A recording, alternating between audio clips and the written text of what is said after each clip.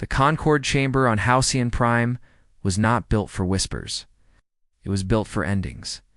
Its architecture rose like judgment itself, vast concentric rings of levitating platforms, each occupied by delegates from 1,000 civilizations. Some stood on crystalline spires. Others floated in null-gravity fields. Few existed only as projected light or harmonic pressure, their true forms too vast or too alien for physical space. At the chamber's heart hovered a single symbol, burning. Red against the void, extinction petition mercy, culling, eureka, tetha. Seal pulsed once every 6 seconds. Every species present understood what that pulse meant. It meant a civilization had reached the line. Beyond recovery, or believed it had. Silence ruled the chamber. Not respectful silence, but procedural silence. The kind that precedes calculation. At the foot of the central dais stood Sauron of the Viori once. The Viori had been legends. Across the trade lanes, their name had carried weight. Precision hunters. Elegant predators. Unmatched trackers whose pursuit fleets could follow. Target across star systems using nothing but residual distortion and instinctual modeling.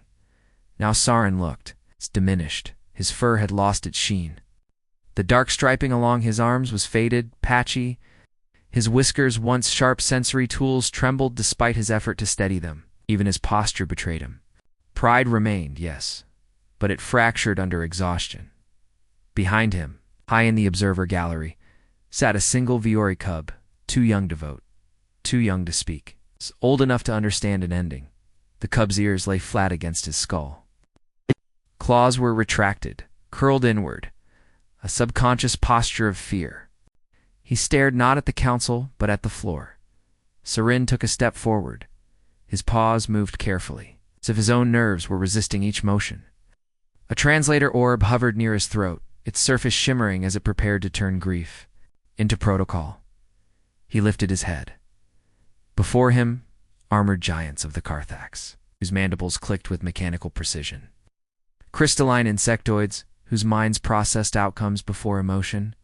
Beings of pure light, who viewed mortality as a statistical inconvenience.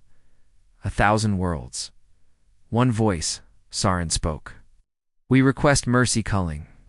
The translator carried his words across the chamber, converted into sound, light, scent markers, and neural empathic patterns so no species could misunderstand.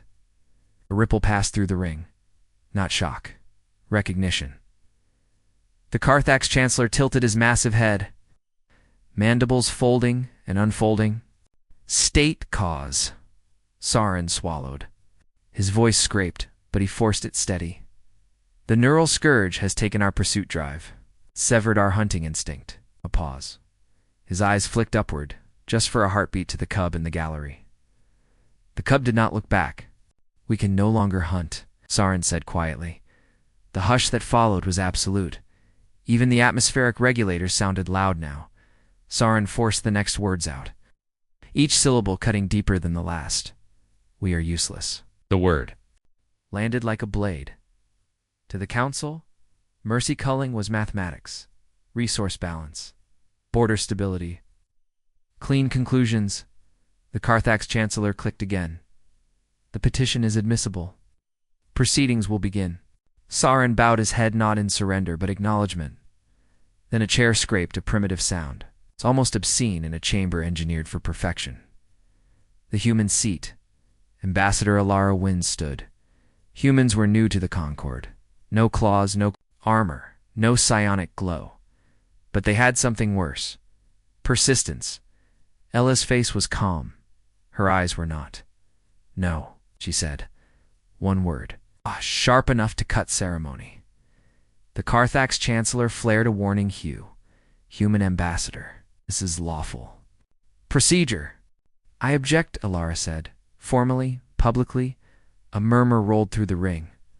Breach of decorum. Humans had a reputation for that, treating rules as negotiable. And if you push this through, Alara added evenly, I will challenge it again and again and again. Sauron's ears twitched. Pain and anger twisted together inside him. You have no right, he said quietly. This is our dignity. Ilara stepped down from her platform. Her footsteps echoed across the floor. She crossed the open space between them and stopped directly in front of Saren, close enough for the translator to capture every breath, close enough to be dangerous. Ilara looked past him, up to the gallery. "The cub," she said. Aye. "Is that your cub?" Soren's jaw tightened.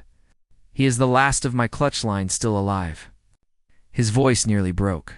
The cub's eyes flickered toward them. Ilara nodded once, as if that fact anchored her. She turned back to the council. "The Viori have lost the act of hunting," Ilara said. "That does not mean they have lost what hunting is. Their defining trait is severed." The Carthax chancellor replied coldly. "So was ours." Ilara snapped. The ring shifted. Ilara inhaled. When she spoke again, her voice changed. Less argument, more story. "On my world, we survived by adapting when we should have disappeared. We lacked claws. We lacked fangs. By your standards, we should be extinct." She activated a projector fire against darkness. Hand-shaping tools. Paths carved through storms. "We did not win by being stronger," Ilara said. "We won by redesigning ourselves." Saren hated that her words stirred something in him. Hope was cruel when an ending felt scheduled. "We are hunters, at our children track. Sent before they speak. Our songs are pursuit songs. Our laws are chase laws." He swallowed. "Without that, we are nothing." Ilara turned back to him. Her voice softened, but did not bend. "Is that cub?" she said. "If he stood where you stand and called himself useless, what would you tell him?" Saren froze. The cub's ears lifted slightly. Saren had an answer. He just couldn't say it, without breaking. Ilara's voice hardened. "You would refuse it. You would tell him his life has value beyond utility." A harmonic pulse rolled through the chamber. "Emotion is not policy," intoned the Vexery delegate. "Then let me offer practice," Ilara replied. The hologram shifted. Neural maps. Damaged instinct loops. Human rehabilitation overlays. "We rebuild lives after injury," Ilara said. "Not just bodies, minds, identity." She expanded the projection. "Rescue teams, analysts, investigators. Humans hunt without claws," she said. "We hunt storms, disease, criminals, signals hidden in noise." She faced Saren again. "Your prey changes, your mind does not." The chamber trembled with calculation. "Why?" Saren asked. Ilara looked up at the red seal. "Because we've stood on that edge," she said, "and every time we chose to transform." She glanced at the cub.